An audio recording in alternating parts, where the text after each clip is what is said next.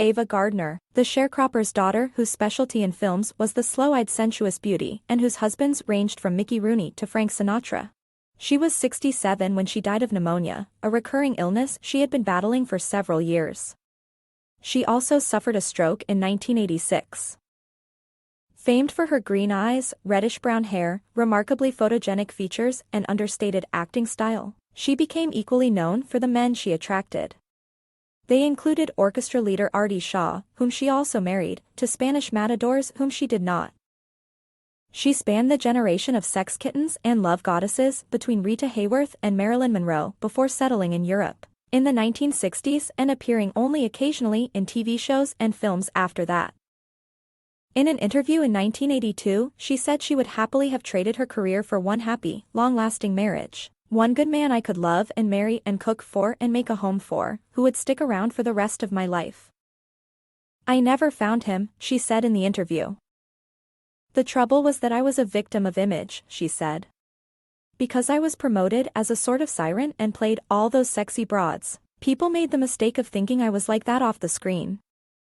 They couldn't have been more wrong. Although no one believes it, I am pathologically shy. I was a country girl and I still have a country girl's rather simple, ordinary values. The country girl, born Ava Lavinia Gardner near her family's farm in Smithfield, North Carolina, on December 24, 1922, the youngest of 5 children. Her father lost his farm when she was only 2 and was forced to grow tobacco and cotton for shares of those crops.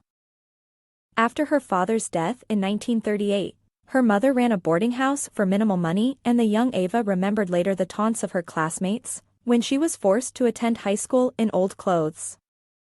An older brother paid her way to Atlantic Christian College in Wilson, North Carolina, where she intended to become a stenographer. But on a visit to New York with her sister, her brother-in-law, a commercial photographer, took a number of portraits of her. One of them was sent to Metro-Goldwyn-Mayer, which ordered a screen test.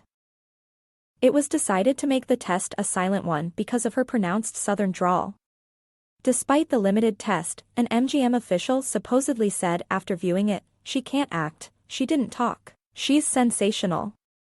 Get her out here."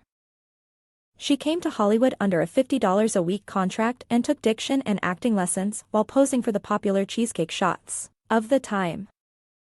Her first film was We Were Dancing, in 1942, a stylish romantic comedy with Norma Shearer and Melvyn Douglas. But her reputation as a sex goddess was not fully launched until the 1946 film The Killers, in which she co-starred with Burt Lancaster. Her first marriage came in 1942 to fellow MGM stablemate Rooney. He was 21 and at one of several career peaks as the star of the Andy Hardy movies. She was 19. There were reports that Rooney, under orders, took a studio press agent along on their honeymoon. They were divorced after 20 months. She met bandleader Artie Shaw at a Hollywood nightclub, and they were married in October 1945. Shaw took several books to read on their honeymoon, and columnists thereafter dwelt on his frustrations in trying to make her more literary. Miss Gardner later suffered a nervous breakdown, and the marriage ended a year after it began. She met Sinatra, whose career was in a slump, at a January 1950 Palm Springs party. Sinatra was married at the time to his childhood sweetheart and wife of 12 years. Sinatra and Miss Gardner were married in Philadelphia on November 2, 1951. She had an elegant apartment near Hyde Park in London and earlier a villa in Madrid. There she was a frequent visitor to the bullrings where she was linked romantically with a succession of toreros, including Mario Cabre and Luis Miguel Dominguin, once rated the #1 sword in the world. "I was never really an actress," she said in 1985 in an interview granted in connection with appearances on the CBS TV series, Knots Landing.